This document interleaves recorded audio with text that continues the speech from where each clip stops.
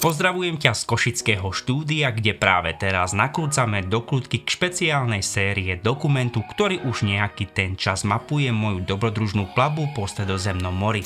V predchádzajúcej epizóde som so svojou manželkou navštívil fascinujúce francúzske prístavné mesto Marseille. Strávili sme tu síce len zo pár hodín, ale aj napriek nedostatku času sa nám podarilo navštíviť niekoľko dôležitých pamiatok. Ak by sme si chceli Marseille vychutnať naozaj že poriadne, potrebovali by sme na to celý jeden týždeň. Do našej lode sme sa z centra Marseille vracali unavení a neskutočne vyčerpaní. Mali sme za sebou takmer 23 km chôdze medzi pamiatkami. Musím povedať, že aj napriek úplnému vyčerpaniu obaja na Marseille nikdy nezabudneme. Skôr ako sa spoločne pustíme do ďalšej epizódy, budem rád, ak mi dáš odber na tento YouTube kanál a taktiež môžeš sledovať môj facebookový a instagramový profil, kde nájdeš aktuálne informácie a fotografie z nakrúcania. Dobrodružstvo z výletnej lode Costa Smeralda pokračuje tentokrát v druhom najväčšom meste Španielska, v Barcelone.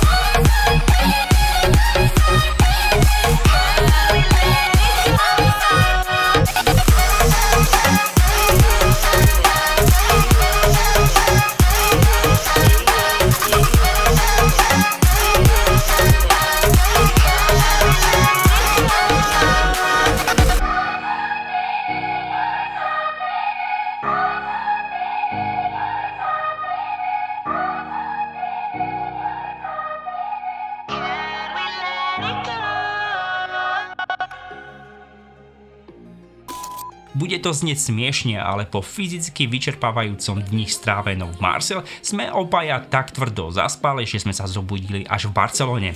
Hneď pri termináli sa nachádza autobusová zastávka, ktorá je najlacnejšou formou dopravy do centra mesta. Cena jednosmerného lístka autobusa s číslom 34, ktorý premával z prístavu do centra mesta, bola, ak si dobre pamätám, necelých 5 eur.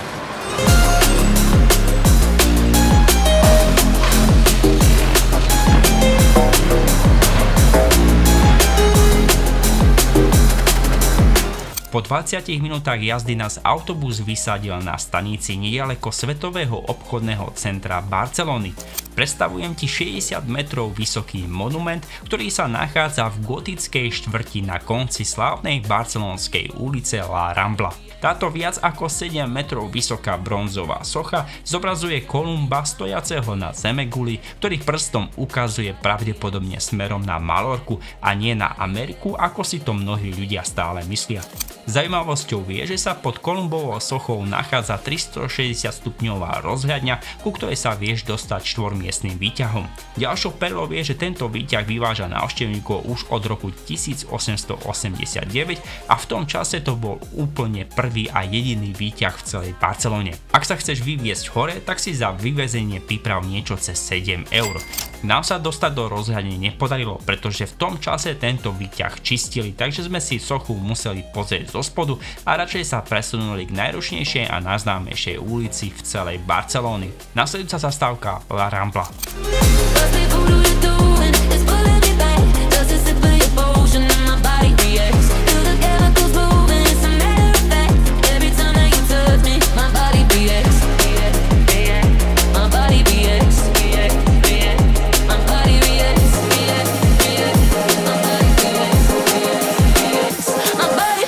Samotná ulica La Rambla je v hlavnom meste Katalánska veľmi populárnou ulicou. Má dĺžku niečo málo cez 1 km a tiahne sa od katalánskeho námestia až po pamätník Krištofa Kolumba.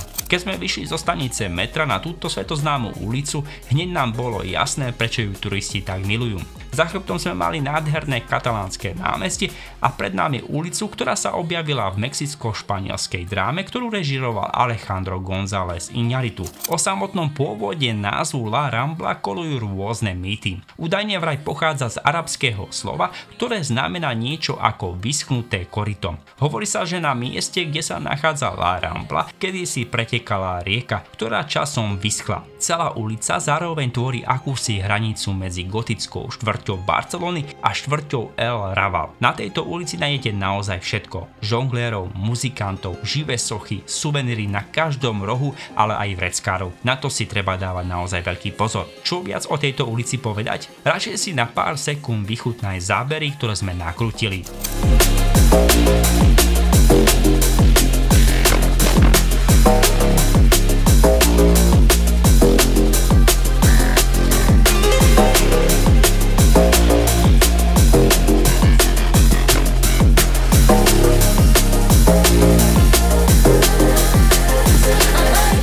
La Rambla je strašne fotogenická a architektonicky bohatá na rôzne typy budov, do ktorých sa jednoducho zamiluješ. Pri prechádzke som si všimol čínskeho lietajúceho draka, ktorý trčal na rohu fasády budovy s názvom Casa Bruno Quadros. Z netu sa nám podarilo zistiť, že sa v tejto budove v 80.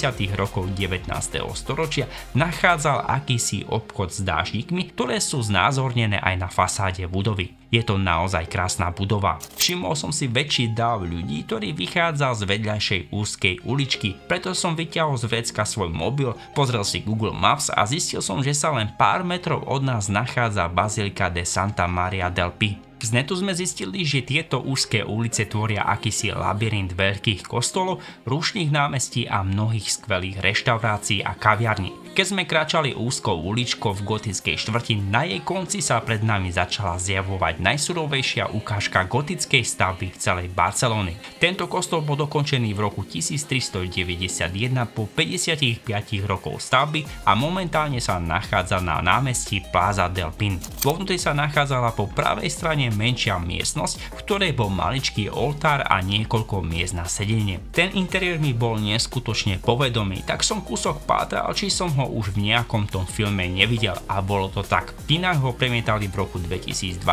pod názvom Uncharted, v ktorom si zahrali také mená ako Tom Holland, Mark Wahlberg či Antonio Banderas. Je to táto scéna, ktorú práve teraz vidíš.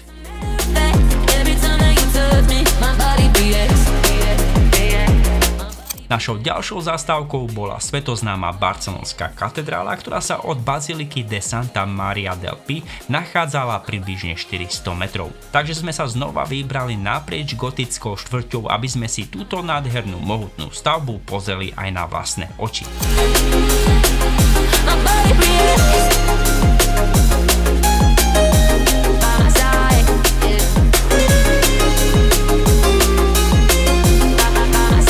Dostali sme sa na rušné námestie Nova, kde sa to začalo hemžiť turistami. Samotnú katedrálu sme si šli najprv pozrieť z bočnej strany, kde sa nachádzajú pozostatky rímskeho múra a akvaduktu, okolo ktorých práve teraz prechádzam. Neurobil som ani 10 krokov a natrafil som na skupinku ľudí, ktorá stála pred akousi malou vstupnou bránou do nenápadnej budovy. Očarila ma nádherná fontána, pri ktorej sa nachádzalo schodisko, ktoré viedlo na hornú terasu. Odtiaľ bol pekný výhľad na kaplnku svätej Lucii, ktorú práve teraz vidíš.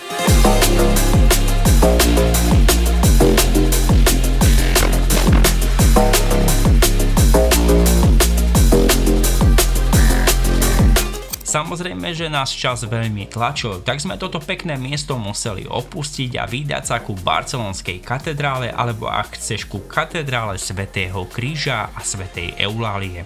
Táto katedrála patrí medzi najnavštevovanejšiu pamiatku v centre gotickej štvrti Barcelony. Aj napriek tomu, že jej stavba začala ešte v roku 1298, dokončiť sa ju podarilo až v roku 1913, kedy bola konečne dostávaná 53 metrov vysoká centrálna centrálna väža. Kvôli nedostatku času sme sa dovnútra tejto katedrály nedostali. Cena vstupeniek sa pohybuje podľa toho, čo si chceš pozrieť. Ak chceš vidieť len interiér katedrály, vysolíš 14 eur. A ak sa chceš dostať do spomínanej veže, vyprav si 28 eur. My sme radšej urobili taký menší okruh zozadu tejto katedrály a presunuli sa k najfotografovanejšej pamiatke tohto mesta vôbec, a to ku Biskupskému mostu. Tento kratučký mostík nájdeš za barcelonskou katedrálou v úzkej uličke. Tento most je poznávacím znamením gotickej štvrti a spojuje dva významné historické objekty. Samotný Biskupský mostík nikdy nebol uznaný ako historická pamiatka, ale za to je obrovským lákadlom všetkých turistov, ktorí sa Barcelonu rozhodnú navštíviť. Z Biskupskej uličky sme sa presunuli na priestranné námestie Sant Jaume, kde sa nachádza katalánska radnica. Z námestia sme sa museli znova presunúť na ulicu La Rambla, aby sme sa metrom mohli dostať k našej ďalšej zastávke, a to ku originálne prerobeného obytného domu s názvom Casa Batlló.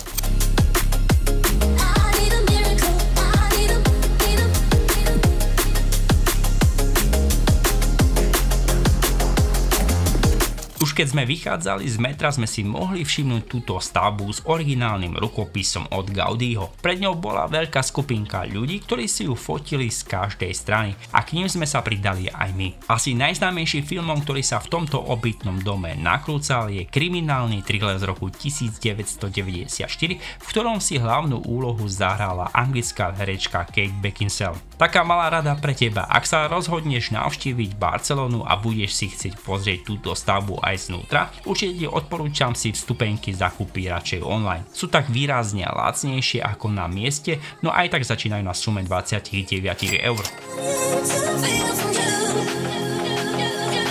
Casa Milá, známa aj ako La Pedrera, je od Casa Batlló vzdialená len pol kilometra. Majiteľovi pozemku Pedrovi Milá sa zapáčilo Gaudího predchádzajúce dielo na Casa Batlló, preto si ho aj najal a dovolil mu túto stavbu navrhnúť a postaviť podľa svojej fantázie. Vonkajšia fasáda je spolu s balkónmi vlnitá a pripomína skôr akési more. Budova je zaujímavá aj tým, že nie je namaľovaná žiadnou farbou, ale má čisto farbu kameňa. V roku 1975 prichádza do kín film s názvom Povolanie reporter, v ktorom si hlavnú úlohu zahral Jack Nicholson, a práve táto budova sa objavila v tomto filme. O 9 rokov neskôr bola Casa Milá zapísaná do zoznamu Svetového kultúrneho dedičstva UNESCO.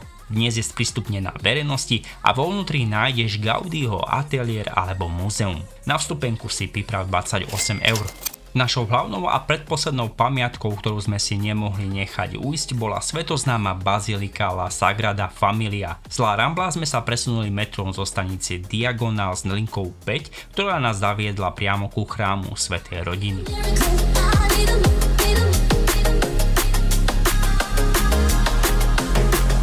Už keď vyjdeš z podzemia metra, si túto obrovskú rímskokatolícku baziliku, ktorú ročne navštívi viac ako 3 milióny návštevníkov, jednoducho nemôžeš nevšimnúť. Jej výstavba začala pod dohľadom samotného Gaudího už v roku 1882, ktorý v tom čase mal len 30 rokov. Samotnému Gaudinimu sa do jeho smrti túto baziliku nepodarilo dokončiť. Dodnes na nej pracujú ďalšie generácie architektov a veru nemajú to vôbec ľahké. Dokončiť by ju mali okolo roku 2026 a po jej dokončení by mala mať táto bazilika 3000 kapacitu. Dôležitá informácia pre teba: ak sa chceš dostať dovnútra, musíš si vstupenky zakúpiť v dostatočnom predstihu a jedine online, pretože už pred bazilikou žiadne kamenné predajne nenájdeš. Proste ich zrušili. Jedine ako si tieto lístky na mieste môžeš kúpiť je za pomoci aplikácie, ktorú si stiahneš cez čiarový kód. Ten nájdeš všade na banéroch pred bazilikou. Tak sme to podľa tých banérov urobili aj my. Stiahli si tú aplikáciu, no žiaľ na ten deň už boli všetky vstupenky vypredané. Bola to moja chyba, že som si ešte v Košiciach neoveril, ako sa do baziliky dá dostať. Takže sme sa dovnútra tejto baziliky nedostali. Neurobte rovnakú chybu ako ja a naozaj si radšej lístky včas rezervujte. Najlacnejší lístok do La Sagrada Familie stojí 26 eur. A ak sa chceš dostať aj na väžu, tak si priprav rovno 40 eur na osobu. Tie šialené ceny vstupeniek v celej Barcelone sú neskutočné. Samozrejme, že táto bazilika je úplne iný level a dať raz za živo 40 eur, no aspoň za tie spomienky to stojí za to. Samozrejme, že aj táto bazilika sa objavila v niekoľkých filmoch. Jedným z nich je aj romantická dráma Vicky Cristina Barcelona z roku 2018. Objavili sa tam herci ako Javier Bardem, Scarlett Johansson či Penelope Cruz pod taktovkou svetoznámeho režiséra Woodyho Allena. Tým, že sme sa do tejto baziliky nedostali, ušetrili sme si pár hodín času, takže sme už neboli v takej časovej tiesni a mohli sme z nášho uponáhľaného tempa kúsok ubrať a obzrieť si tak túto prekrásnu stavbu aspoň z každej strany. Veľmi pekné fotky z bazilikou v pozadí si môžeš urobiť z malého parku alebo ak chceš námestíka Plaza del Gaudí, kde sa nachádza aj malé jazierko. Po necelej hodinke strávenej pred bazilikou La Sagrada Familia sme sa sklamane presunuli k poslednému miestu, ktoré sme na dnes mali naplánované. Takže znova sme sa metrom dopravili tentokrát k parku Güell. Tento rozľahlý park pochádza taktiež z dielne majstra Gaudího. Nachádza sa na konci Barcelony na vyvýšenom kopci nad mestom. Ak si v Barcelone, proste toto miesto nesmieš vynechať, pretože ide o naozaj unikátne miesto, ktoré je ako z iného sveta. Zo stanice metra sme sa dostali na také malé námestičko, odkiaľ sme sa presunuli asi kilometr bližšie k vstupu do parku Güell. No tam nás pracovníčka SBS zastavila, že už do parku nepúšťajú ľudí, lebo sa vstupenky úplne vypredali. Pri nás bola dosť veľká skupinka ľudí, ktorá bola neskutočne nasratá, ani sa im nečudujem, aj mňa osobne to nenechalo chladný. Po fiasku, ktoré sme mali pred branami La Sagrada Familia, to bola ďalšia rana pod pás. Absolútne sme s tým nerátali, že park bude vypredaný viac ako 4 hodiny pred záverečnou. Dokonca nás už nepúšťali ani pred vstupnú bránu a posielali nás rovno preč, aby sa pred východmi a vchodmi netvorili zápchy a rady ľudí. Vstupenku do parku si vie zakúpiť online, kupujú sa však na presný čas a stoja okolo 16 eur. Niektoré webové portály uvádzajú, že park Güell má akúsi bezplatnú časť, do ktorej máš prístup bez zakúpenia vstupeniek. Aj keď to platilo v minulosti od roku 2020, to tak už nie je. Park Güell je plne regulovaný a jeho samotná kapacita je kontrolovaná a obmedzená. Preto nás odtiaľto poslali preč. Až na lodi som zistil, že táto regulácia návštevníkov je hlavne preto, že tu v minulosti vznikal obrovský nápor ľudí, ktorí jednoducho tento park nezvládal. Takže sme sa znova vrátili na ulicu La Rambla, kde sme si dali po 5 hodinách zhonu konečne pauzu v miestnom bare. Po krátkom oddychu nám ostali už len necelé 2 hodiny času, tak sme si povedali, že sa pomaličky presunieme späť k prístavu. Prechádzali sme sa medzi uličkami, až sme nechtiac natrafili na celkom zaujímavé miesto.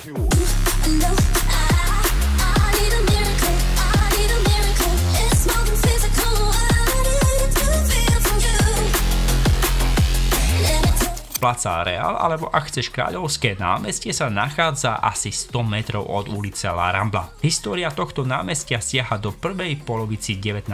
storočia. Pôvodne sa tu nachádzal kapucínsky kláštor, ktorý neskôr zbúrali. Tým, že tu vzniklo jedno veľké prázdne miesto, sa vtedajšia radnica rozhodla vytvoriť na tomto mieste nové hlavné námestie Barcelony. V priebehu niekoľkých rokov a predovšetkým na konci 20.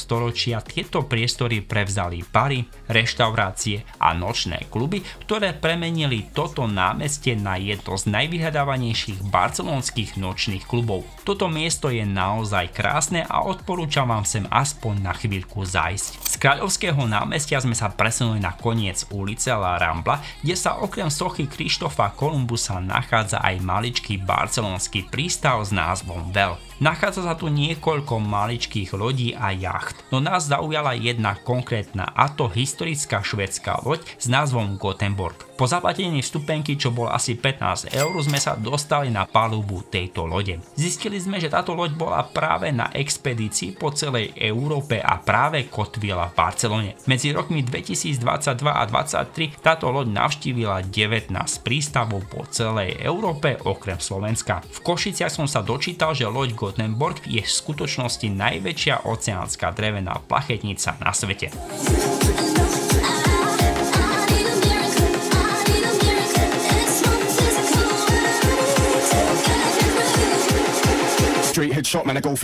Bol už najvyšší čas sa vrátiť na našu výletnú loď, preto sme tento maličký prístav opustili a vrátili sme sa k svetovému obchodnému centru, kde už na nás čakala kývadlová doprava. Boli sme síce sklamaní, že nám tá Sagrada Familia a Park Güell nevyšli, ale aspoň máme o dôvod viac sa sem znova vrátiť. Samozrejme, že tých pamiatok a atrakcií je v Barcelone neskutočne veľa, veď sme nestihli takú lanovku na pevnosť Montjuic, Picassovo múzeum, spievajúcu magickú fontánu, nepozreli sme si katalánske námestie a tak ďalej. Proste je toho naozaj veľa a my sme na to všetko mali sotva 8 hodín. Je najvyšší čas sa s Barcelonou a s vami rozlúčiť, pretože sa znova vraciame na našu úžasnú Costa Smeraldu a mierime tentoraz na slnečnú Malorku. Vidíme sa. Ahojte.